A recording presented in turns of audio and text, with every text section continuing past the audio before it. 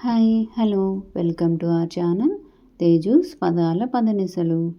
ఈరోజు మనం చెప్పుకోబోయే కథ చెలి నీ వశమై పార్ట్ 69. ఇంకా లేట్ చేయకుండా స్టోరీలోకి వెళ్ళిపోదాం. ప్రెస్ మీట్ జరగడం గురించి, శారద వెళ్ళిపోవడం గురించి చెప్పాడు చక్రపాణి. అన్నయ్య, నువ్వు చెప్పేది నమ్మలేనట్టు అడిగింది జీవిత. నిజం, నేను చెప్పేదంతా నిజం అసహనంగా అన్నాడు. అంటే అటాక్ చేపించింది నేనే అని తెలిసిపోయిందా? భయంగా అడిగింది. అది నువ్వే అని తెలిస్తే బాగుండేది. అప్పుడు పరిస్థితి ఇక్కడి వరకు వచ్చేది కాదు. అయినా చందుకి అన్ని విషయాలు తెలుసు. మనం ఏం చేసినా కలిసే చేస్తామని తెలుసు. తెలిసిపోయాక మనం ఏం చేయలేం. వాడి రియాక్షన్ని ఎదుర్కోవడం తప్ప. అన్నయ్య, ఇలా జరుగుతుందని ఊహించలేదు నేను. నన్ను క్షమించు. నా వల్ల చాలా పెద్ద పొరపాటు జరిగింది. తెలియక చేస్తే పొరపాటు అవుతుంది. అన్నీ తెలిసి చేస్తే పొరపాటు ఎలా అవుతుంది? అది కాదన్నయ్య. ఇప్పుడు నువ్వు ఎన్ని మాట్లాడినా జరిగింది మార్చలేం. కేవలం నీ వల్లే ఈరోజు నా భార్య నన్ను వదిలి వెళ్ళిపోయింది. మన పరువు రోడ్డుకెక్కడానికి సిద్ధంగా ఉంది. ఇంతవరకు మన ఫ్యామిలీలో గొడవల గురించి మీడియాకి తెలియదు. కానీ తెలియకుండా మనం ఆపలేం. అదే జరిగితే అమ్మ రియాక్షన్ ఎలా ఉంటుందో నువ్వే ఊహించుకో. ఇప్పుడు నేనేం చేయాలన్నయ్య? మొదట అయితే మీ వదినకి ఫోన్ చేసి జరిగిన దాని గురించి వివరంగా చెప్పు. ఆ అటాక్ ప్లాన్ చేసింది నువ్వే అని ఒప్పుకో. నా కూతురు ఉండాల్సిన స్థానంలో మరొక అమ్మాయి ఉంటే తట్టుకోలేక ఇలా చేశాను వదిన అని చెప్పు. కాస్త ఏడుస్తూ మాట్లాడితే జాలితో కరిగిపోతుంది మీ వదిన. గతంలో ఎప్పుడో జరిగిన ఇన్సిడెంట్ని చూపించి ఇప్పుడు ఇలా చేయడం కరెక్ట్ కాదు వదిన అని చెప్పి మెల్లగా మీ వదినని మాయ చెయ్యి. ఎలా అయినా నీ మాటలతో తను తిరిగి వచ్చేలా చెయ్యి అని చెప్పాడు చక్రపాణి. అదంతా నా వల్ల అవుతుందా అన్నయ్య? అసహనంగా అడిగింది జీవిత. ప్లాన్లు వేసి మనుషుల్ని చంపడం, అటాక్ చేయడం వస్తుందా? జరిగిన విషయంలో అమ్మ చాలా సీరియస్గా ఉంది. పైగా చందుకి ఇంకా నీ గురించి తెలియదు. తెలిస్తే ఏం జరుగుతుందో నువ్వే ఊహించుకో. వాడు ఆల్రెడీ తీగ లాగడం మొదలుపెట్టాడు. అన్ని విషయాలు ఒక్కొక్కటిగా బయటకు వస్తున్నాయి. వాడి నుండి తప్పించుకునే అవకాశం లేదు మనకి. కనీసం శారద మన పక్షంలో ఉంటే వాడిని కాస్తో కూస్తో కంట్రోల్ చేయగలుగుతుంది. మరోపక్క అమ్మ కూడా చాలా కోపంగా ఉంది. ఈ టైంలో ఏం జరిగినా మనకు సపోర్ట్గా నిలబడదు. అయినా నేను అంత వివరంగా చెప్పినా నా మాటలు కూడా కాదని ప్లాన్ చేశావంటే ఏమనాలి నిన్ను? ఆఖరి మాటలు కాస్త కోపంగానే అన్నాడు. నేను వదినతో మాట్లాడతానన్నయ్య. తను మాట్లాడడం వల్ల ఏం ఒరిగేది లేదని తెలిసినా అప్పటికి తలొగ్గక తప్పలేదు జీవితకు. నీ మాటలకి తను తిరిగి ఇంటికి వచ్చేయాలి. ఎలా మాట్లాడతావో ఆలోచించుకొని మాట్లాడు చెప్పి విసురుగా ఫోన్ పెట్టేశాడు. తల్లి ఫేస్లో కంగారు చూసి ఏమైందమ్మా అని అడిగింది స్వీటీ. ఏం లేదు, ఏం అవ్వలేదు తడబడుతూ చెప్పింది. ఏం అవ్వకపోతే నువ్వెందుకింత కంగారుగా ఉన్నావు? తల్లిని అసహనంగా చూస్తూ ప్రశ్నించింది స్వీటీ. అదేం లేదు స్వీటీ, తన నుదుటికి పట్టిన చెమటను తుడుచుకుంటూ చెప్పింది.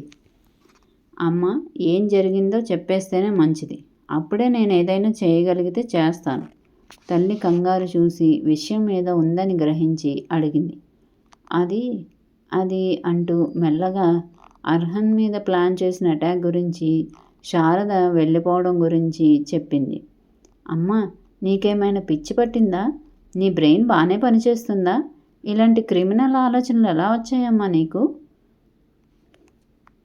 అది ఎవరో చందు భార్యగా లోకానికి పరిచయం అవడం నాకు నచ్చలేదు. చందు భార్య అంటే నువ్వు మాత్రమే. దాని అవసరం తీరగానే మీ అమ్మమ్మ ఎలానో దాన్ని ఇంట్లో నుంచి తరిమేస్తుంది. ఆ తర్వాత నువ్వే కదా ఇంటి కోడలివి. నువ్వు రెండో భార్యగా ఈ లోకానికి పరిచయం అవడం నాకు ఇష్టం లేదు. అందుకే చందు పెళ్లి గురించి రహస్యంగా ఉండాలని అనుకున్నాను. అమ్మా, నీకు నిజంగానే పూర్తిగా నా గురించి తెలుసా? లేదా నువ్వు ఏ నిర్ణయం తీసుకున్నా నేను దానికి కట్టుబడి ఉంటాను అని అనుకున్నావా? నేను చెప్పానా బావని పెళ్లి చేసుకుంటానని? సెకండ్ హ్యాండ్ గార్డ్ని పెళ్లి చేసుకునే అవసరం నాకేంటి? బావంటే నాకు ఇష్టమే, ఒప్పుకుంటా. కానీ ఎంగిలిగూడు కోసం ఆశపడే రకాన్ని కాదు నేను. ఒకరు వాడిన వస్తువులనే ఉపయోగించను నేను. అలాంటిది వేరొకరి సొంతమైన భావని తిరిగి మళ్ళీ పెళ్లి చేసుకుంటానని అనుకున్నావా?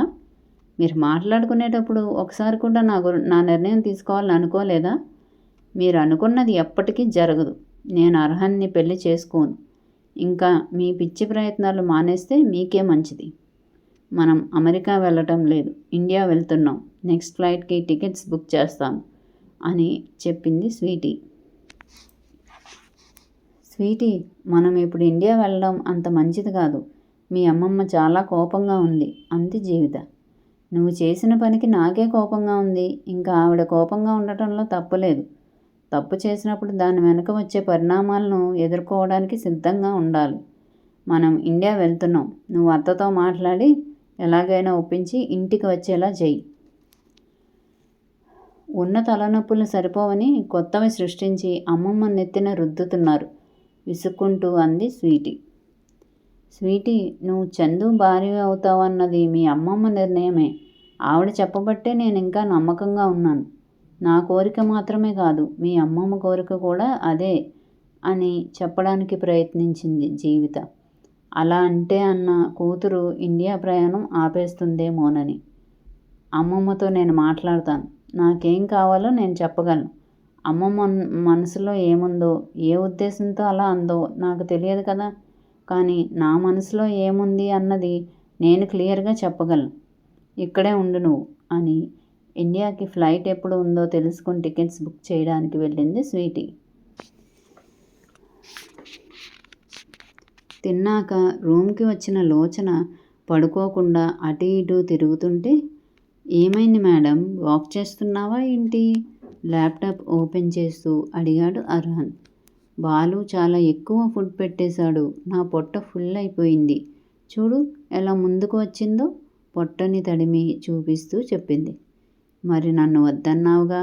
నేనైతే ఇంత ఎక్కువ పెట్టేవాడిని కాదు కదా నవ్వుతూ అన్నాడు అర్హన్.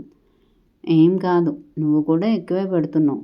అయినా నాకు ఉన్నది బుజ్జి పొట్ట కదా. ఆ బుజ్జి పొట్టకు కొంచెం అన్నం సరిపోతుంది కదా. మీరేమో చాలా చాలా పెట్టేస్తున్నారు. అవునా, నీది బుజ్జి పొట్టనా? చూద్దాందా అని లోచన చేతిని పట్టుకుని బెడ్ మీదకు లాగాడు. అప్పటికే తన ముద్దు ముద్దు మాటలతో వర్క్ చేయాలన్న మూడ్ పోయి మరో మూడ్ వచ్చి చేరటంతో, బావా ఏం చేస్తున్నావు? కీచుగా అరిచింది. బొజ్జ పైకి వచ్చేసిందన్నావు కదా, చూస్తున్నా ఎంత పైకి వచ్చిందో. మెల్లగా లోచన టాప్ని పక్కకి తప్పించి పొట్ట మీద చేత్తో నిమురుతూ అన్నాడు. బావా కితకితలు పడుతున్నాయి అంటూ కిలకిలా నవ్వేస్తూ తప్పించుకోవడానికి ప్రయత్నించింది. వదల్లేదు అర్హన్. ఆ నవ్వు చూసి మనసు నిండిపోతుంటే మరింతగా కితకితలు పెడుతున్నాడు. బావా ఇంకా నా వల్ల కాదు అంటూ నవ్వుతూ ఆగి ఆగి ఆయాసపడుతున్నట్టు మాట్లాడడంతో ఆపేసి ఆయాసంతో ఒగరుస్తున్న లోచన పక్కన పడుకొని తదేకంగా తననే చూస్తున్నాడు అర్హన్. 5 నిమిషాలకి కాస్త తేరుకొని బావా అంటూ అర్హంత్ వైపు చూసి అతని చూపు నిలిచిన ప్రదేశాన్ని చూసుకుని బావా అంటూ అర్హంత్ కౌగిలిలో ఒదిగిపోయింది లోచన. మా వీడియో కనుక మీకు నచ్చినట్టయితే లైక్ చేయండి, కామెంట్ చేయండి, సబ్స్క్రైబ్ చేయండి, బెల్ కొట్టండి.